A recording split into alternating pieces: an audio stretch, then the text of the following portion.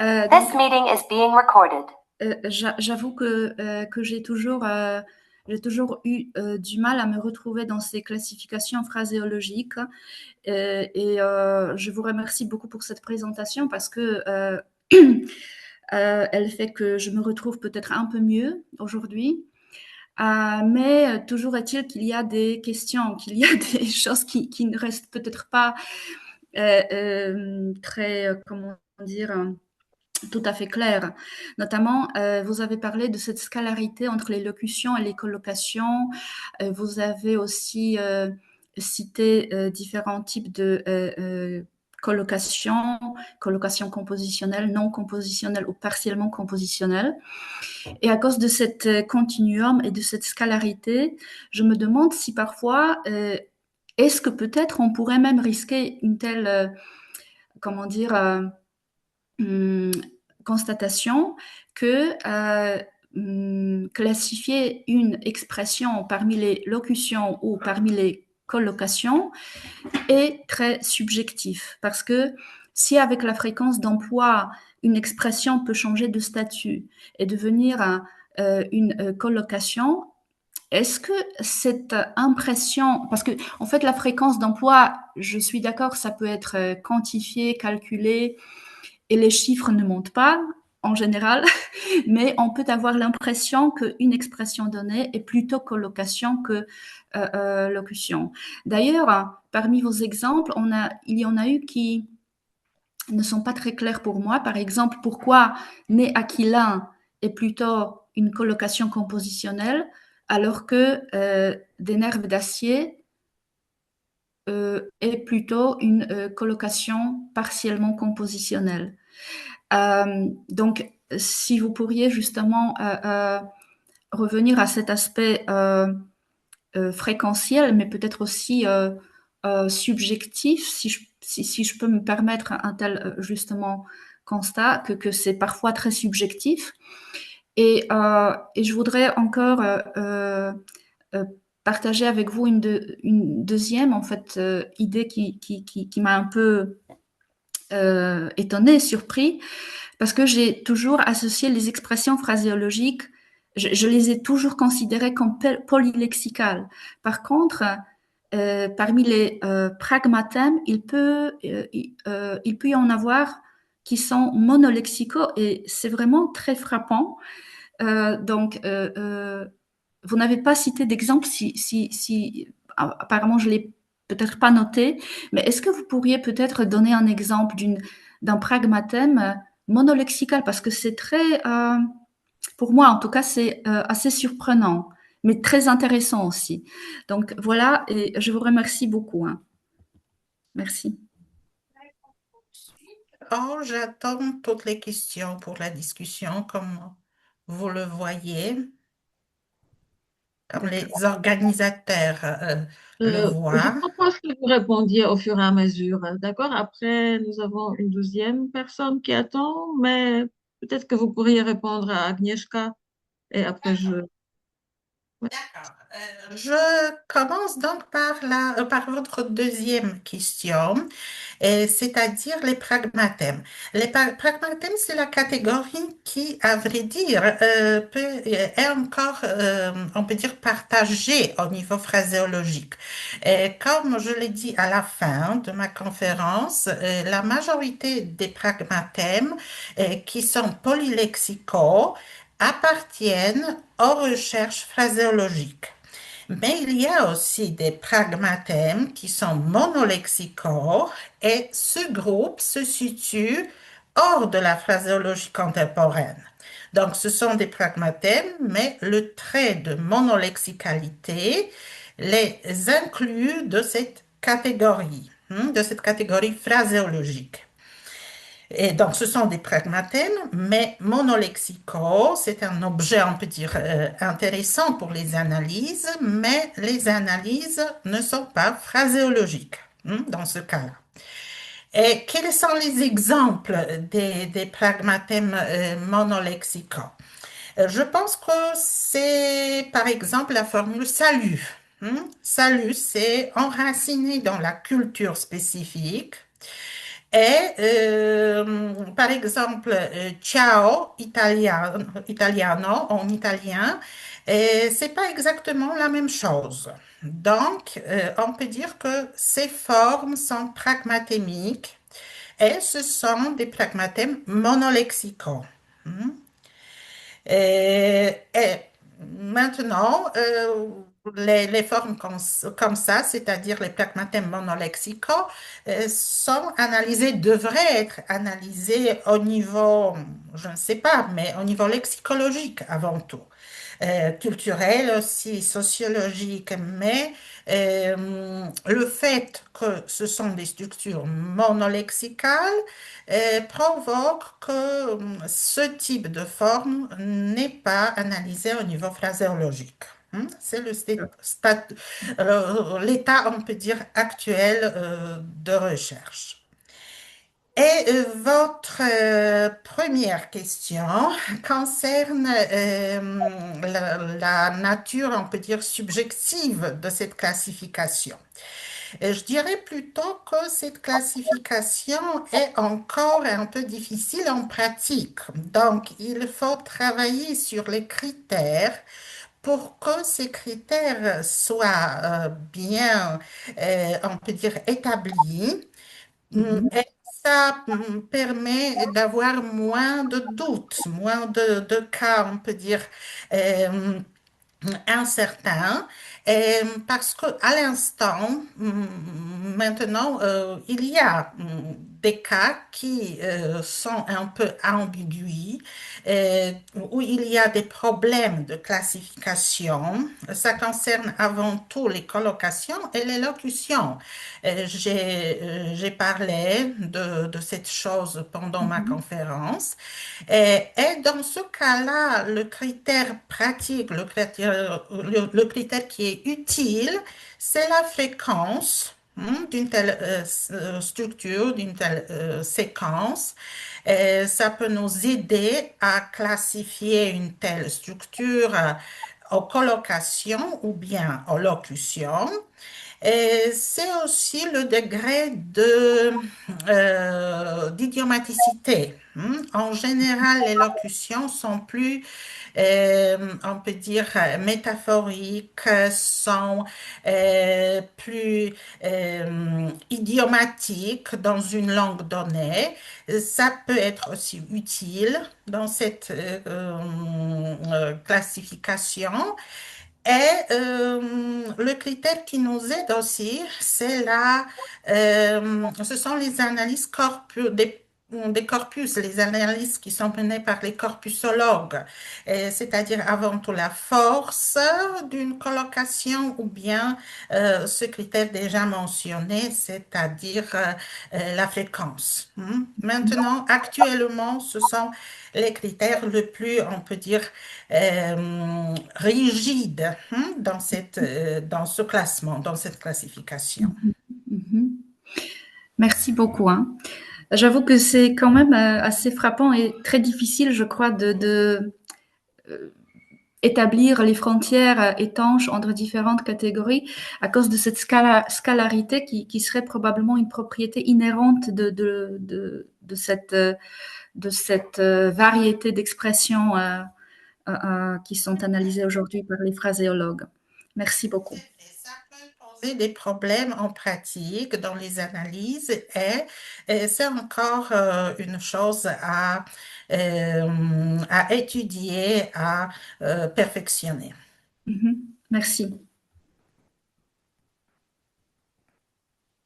Je ne vous entends pas. Et On le micro, t'entend le pas, micro. Monica. Monica, Excusez-moi, excusez-moi. Donc, je vous remercie pour cette réponse et je donne maintenant la parole à Madame la professeure Anastasia Lepetiura de l'Université de Cardiff que j'ai invitée. Merci, merci, chers collègues, pour cette communication exhaustive. Mais ma question porte sur la même locution, on peut dire comme ça, Nekilean. Le même exemple, Nekilean. Ce qui m'intéresse ici, c'est. Ne vous entends pas bien. Il y a Oui, des bien. Alors, interruptions. excusez-moi, maintenant on m'entend? On m'entend?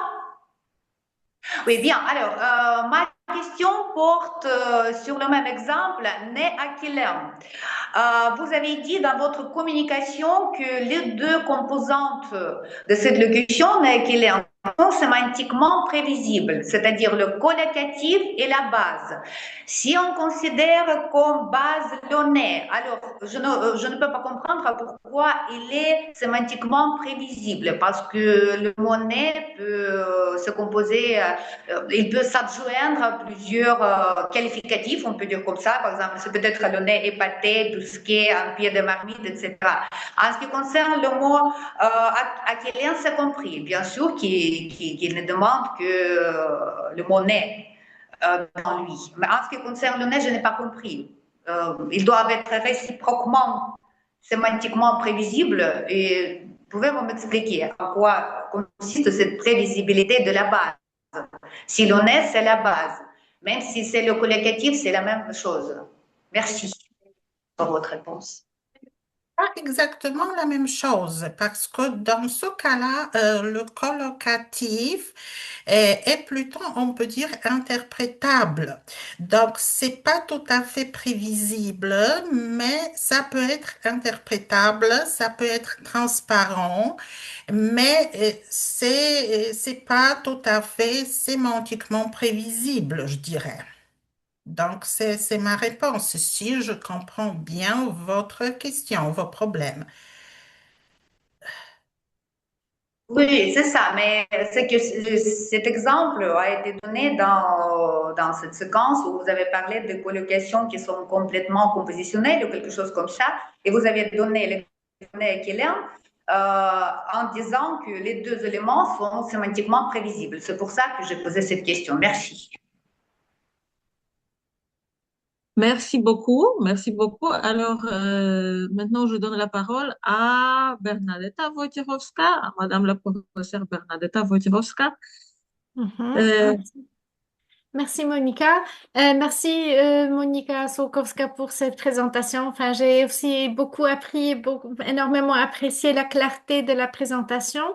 Je me pose quand même des questions concernant les critères qui sont sous-jacents aux typologies que tu as présentées, notamment en ce qui concerne, j'ai l'impression que dans l'évolution en fait de ces travaux concernant la phraséologie, on voit quand même une distinction entre les catégories et les typologies qui ont été basées sur les catégories grammaticales, sémantiques et syntaxiques, et la différence avec les catégories pragmatiques, discursives.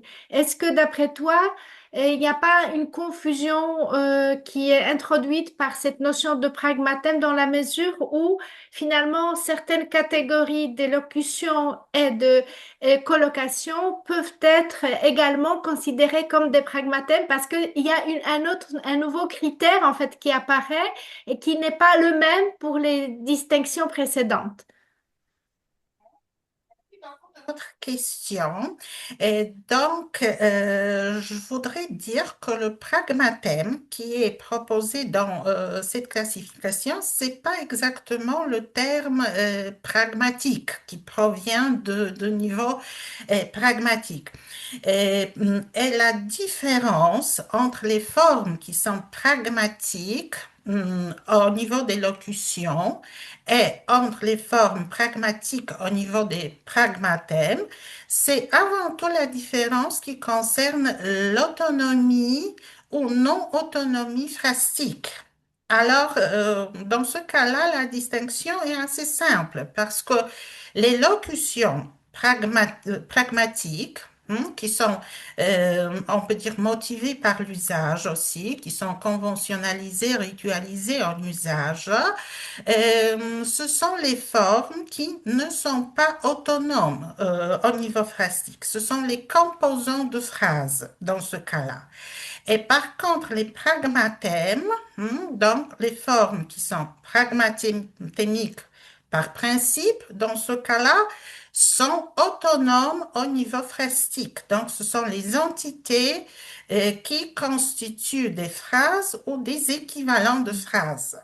Donc, dans ce classement, ce problème est résolu. Donc, c'est la définition plus générale nous dit que les locutions appartiennent au syntagme phraséologique qui ne sont pas autonomes, qui constituent des composants phrastiques, et les pragmatèmes appartiennent aux énoncés phraséologiques qui sont autonomes au niveau de phrases, c'est-à-dire constituent des phrases ou bien des équivalents de phrases.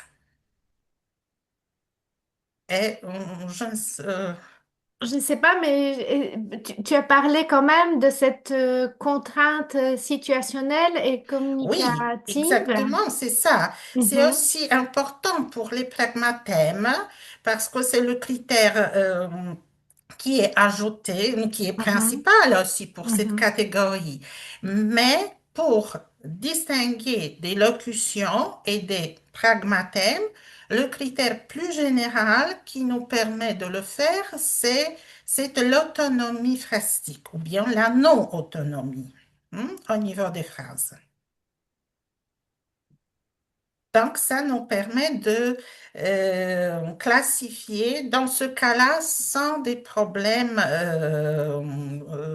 assez difficiles, euh, les locutions et les pragmatèmes. Et ça, Nadetta, on est ton part. Non, j'ai juste dit merci beaucoup pour l'explication. Je pense que je dois encore revenir à cette typologie pour mieux la comprendre. Merci. le premier contact avec cette typologie peut être parfois embarrassant parce que les termes Je ne sont l'avoue. pas nouveaux, donc sont déjà enracinés dans la tradition linguistique. Mhm. Il faut toujours revenir à la définition qui est donnée dans la classification. Tout à fait, Merci. merci. Je crois que c'est aussi, et peut-être si je peux, parce que en fait, j'ai été beaucoup ma question a été beaucoup inspirée par les travaux justement de Tutin et Grossman sur les routines discursives. Et finalement, j'ai fait le lien entre les routines discursives et les pragmatèmes. Est-ce que vous pouvez peut-être vous positionner par rapport également à à cette terminologie? Et il y a des différences avec la terminologie qui est employée par le groupe de Grossman et par la terminologie proposée dans ma classification. Donc, je crois que c'est un sujet d'un débat assez long. Donc, aujourd'hui, il n'y a pas de temps pour aborder d'une façon détaillée les différences de ces deux cas. J'ai mentionné que la notion de pragmatisme n'est pas univoque, n'est pas, c'est une notion qui est chargée, on peut dire, culturellement. Il y a des différentes compréhensions, il y a des différentes définitions au niveau tout à fait pragmatique, au niveau linguistique, au niveau de la linguistique de corpus, etc. Donc, c'est toujours une question qui suscite, on peut dire, des discussions et il faut analyser encore, il faut analyser, étudier et présenter cet aspect, on peut dire, pendant une autre conférence parce que c'est un sujet assez vaste. Merci, merci beaucoup. Alors, on... oui, merci. On a encore deux questions. Agnieszka Driańska était la première. Donc, Agnieszka, je t'en prie. Donc, j'aimerais remercier également pour cette présentation vraiment très, très claire et très, très intéressante. Et justement, je crois que ma question est liée déjà à ce qui a été déjà mentionné, concerne ces routines conversationnelles. Et justement, Agnès Tutin, elle a analysé quelque chose qu'elle appelle les phrases préfabriquées des interactions. Donc, est-ce que vous avez donc des exemples comme tu vois, tu m'étonnes, donc des phrases préfabriquées comme ça? Et est-ce que vous avez voilà, analysé ce phénomène? Est-ce que ces phrases préfabriquées pourraient être classées dans votre catégorisation quelque part? Évidemment, les phrases de ce type peuvent être classifiées en majorité des cas comme pragmatèmes. Ce sont des séquences, des phrases qui se composent de quelques éléments lexicaux. Alors, ce critère est déjà accompli et leur caractère est ritualisé, conventionnalisé. Donc, ce sont des exemples des pragmatèmes dans ce classement. Moi, j'ai posé cette question puisque justement Agnès Tutin distingue les pragmatèmes de ces phrases préfabriquées, puisqu'elle dit que les pragmatèmes sont utilisés dans des situations de communication très restreintes. Par contre, ces phrases préfabriquées, finalement, peuvent être employées dans des situations de communication beaucoup plus vastes. Donc ça, c'est euh, la distinction. Donc, pour cela, je vous ai posé cette question. Voilà, c'est vrai. Et c'est le problème qui a été mentionné aussi par Bernadetta, déjà dans une certaine mesure, parce que, il n'y a pas de correspondance exacte entre la vision de l'école de Grenoble et la vision proposée dans ce classement. Et dans ma compréhension, dans cette typologie, le pragmatisme est, on peut dire, traité d'une façon plus large, hein, pour éviter de ce classement qui est très détaillé, où les catégories sont petites, on peut dire, parce que cette fragmentation, parfois, peut confondre, on peut dire, rendre plus difficile la classification elle-même. Donc, j'ai essayé d'éviter d'introduire beaucoup de classes possibles parce que en pratique, c'est encore plus difficile. Je vous remercie. Hmm? Merci beaucoup. Et la dernière question, Zuzanna Maciejewska, à vous, s'il vous plaît. Euh, oui, merci. Je peux pas allumer mon caméra. Peut-être que je vais essayer. Mais non, ça Ici. fonctionne. Oui. Premièrement, je voudrais vraiment vous remercier pour ce classement qui était, à mon avis, assez clair, car ce classement de phraséologie, c'était mon cauchemar, toujours. Ma question est, peut-être on peut, hors du sujet, mais cette mesure de fréquence entre la colocation et locution, euh, comment le mesurer en réalité? Oui, je sais qui s'était basé sur le corpus, mais comment faire ce corpus parmi les usagers de la langue nationale? Comment le faire, justement, car c'est un peu difficile à mon avis.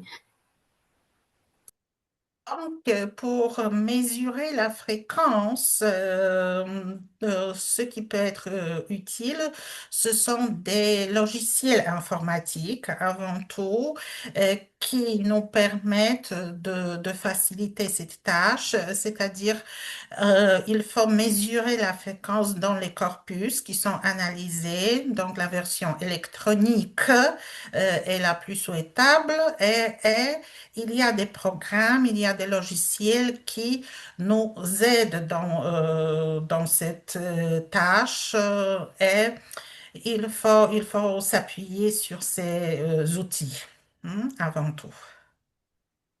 Et ce sont des logiciels de quel type? Car je connais pas, justement. Et par exemple, le logiciel Unitex, aussi Skate Engine, ça peut être utile.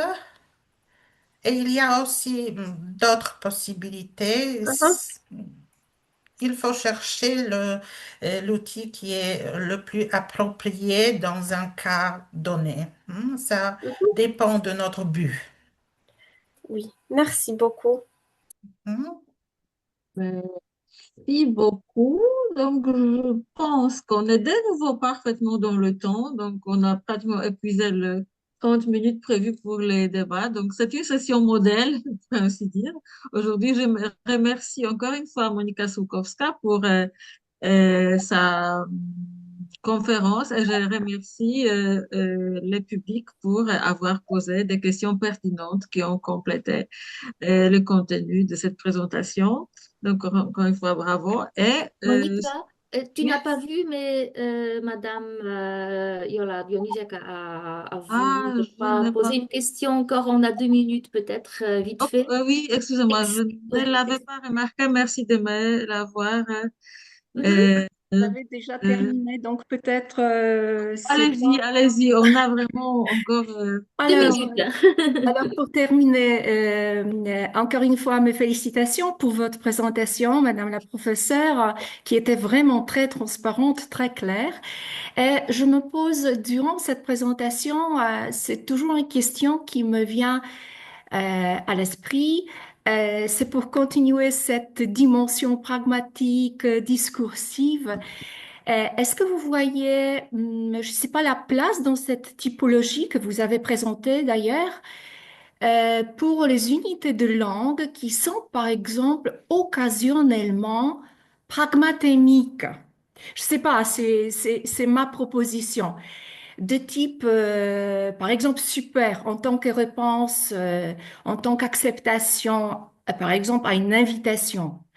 Alors, c'est un mot euh, qui, dans certaines circonstances, devient un pragmatème. Alors, est-ce que vous voyez un tel problème des emplois occasionnels, surtout dans ce domaine pragmatique, discursif? Ici, je vois un certain problème. Je ne sais pas quel est votre avis. Merci de cette question. Et chaque catégorie, chaque groupe dégagé dans ce classement est graduel et scalaire, on peut dire, est organisé autour des éléments qui sont, on peut dire, prototypiques si nous employons la terminologie cognitive.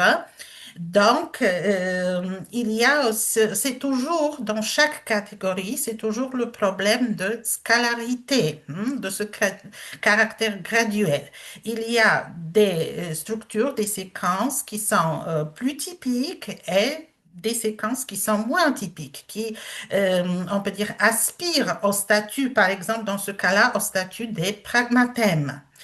Et, selon moi, il faut analyser ces exemples parce que ce sont aussi des cas qui peuvent être intéressants pour les phraséologues. Et votre cas mentionné, c'est un exemple monolexical, si je ne me trompe pas. Donc c'est pas tellement intéressant pour le phraséologue, mais pour le lexicologue. Quand même, c'est le même problème de ce caractère graduel et ça peut être situé à l'intérieur de la catégorie des pragmatèmes. Ça peut arriver. Il faut analyser d'une façon plus détaillée les contextes, la fréquence, le statut pragmatémique, cette conventionnalité en usage, le caractère ritualisé, et ce sont des éléments qui peuvent contribuer à classifier cette structure parmi les pragmatèmes. Oui, oui, d'accord, mais ça ouvre bon, un nombre de questions à se poser et des études peut-être à effectuer, n'est-ce pas, à classifier les unités qui se situent à la marge, n'est-ce pas, mais qui ont de telles propriétés. Exactement, c'est ça, c'est le problème constant de la phraséologie.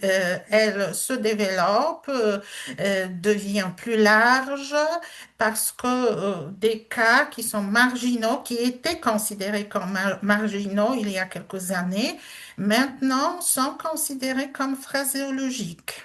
Donc, aujourd'hui, c'est avant tout le problème au niveau des collocations et des pragmatèmes. Ce sont deux catégories qui sont très très vaste et dans ce cas, il y a beaucoup de problèmes, on peut dire, taxonomiques. Oui, Ce sont des exactement. catégories ouvertes. Oui, les domaines très promettants. Merci. Oui, c'est ça.